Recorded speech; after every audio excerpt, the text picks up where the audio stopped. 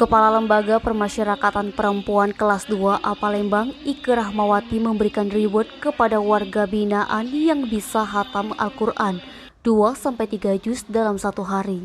Reward yang diberikan berupa berbuka puasa bersama petugas lapas dan menelepon video call keluarga saat Hari Raya Idul Fitri 1443 Hijriah mendatang. Selanjutnya dengan reward yang diberikan dirinya menjadi motivasi para puluhan penghuni lapas ke depannya untuk lebih baik lagi. Dia juga mengucapkan terima kasih kepada puluhan penghuni lapas selama bulan Ramadan berhasil khatam Al-Quran 2-3 juz dalam satu hari. Denny, Sumeko TV melaporkan.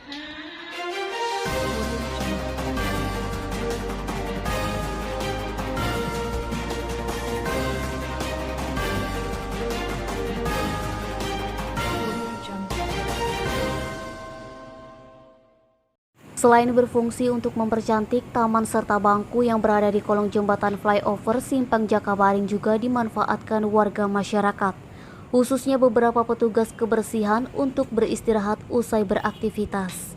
Tidak hanya itu, kolong jembatan yang dibangun pada tahun 2015 silam ini juga dimanfaatkan oleh beberapa pengemudi ojek online serta pengemudi bentor menunggu orderan sembari bencengkrama sesama rekan driver. Dibeberkannya, selain ia bersama rekan pengemudi ojek online, kolong jembatan flyover yang persis terletak di depan gedung kampus BUKB dimanfaatkan pengamen serta penjualan koran dengan tidur melepas lelah di atas bangku taman yang disediakan. Pemandangan yang sama terlihat pada sisi taman kolong jembatan flyover Jakabaring lainnya, yakni tepatnya di depan rumah makan Palapa Simpang Jakabaring. Jalur putar kendaraan di bawah kolong jembatan tersebut dijadikan parkir sementara kendaraan bermotor baik milik pengemudi ojek online maupun milik pengemudi bentor yang beristirahat sembari menunggu penumpang. Sementara untuk kondisi jalan di sekitar kolong jembatan flyover Jakabaring berdasarkan pantauan sudah banyak mengalami kerusakan. Jalan yang tidak rata dan berlobang membuat pengemudi kendaraan yang melintas harus ekstra hati-hati, terutama kendaraan yang melintas dari Jalan Ahmad Yani menuju Jembatan Ampera ataupun menuju Jalan Kiai Haji Wahid Hasyim. Fadli, Sumeko TV melaporkan.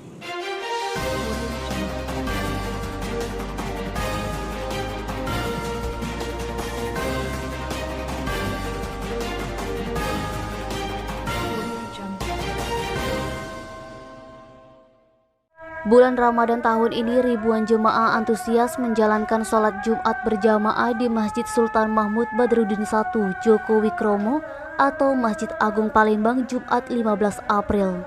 Pantauan Suwek.co Jumat 15 April, jemaah yang datang melaksanakan sholat Jumat di masjid tersebut berasal dari berbagai kalangan, seperti pedagang, pegawai, remaja, dan orang tua.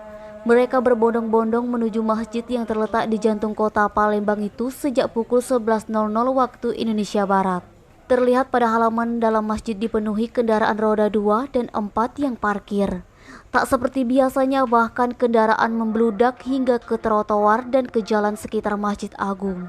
Di sisi lain, sekitar halaman Masjid Agung ramai pedagang yang berjualan, sales produk yang menawarkan produknya hingga banyak pengemis berdatangan. Ketua Yayasan Masjid Agung Palembang Ki Agus Ahmad Sarnubi mengatakan banyaknya jemaah yang hadir hari ini membuktikan kerinduan umat sholat berjamaah di masjid terbesar di Sumsel itu.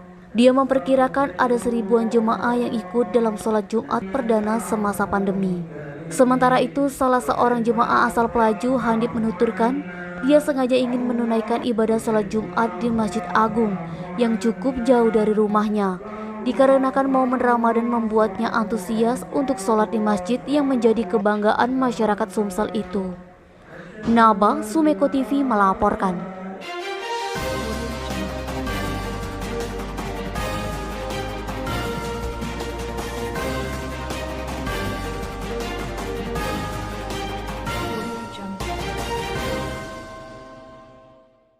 Ratusan masyarakat antri bantuan sosial sembako dan BLT minyak goreng senilai 500.000 di kantor pos Tanjung Api-Api Palembang Jumat 15 April.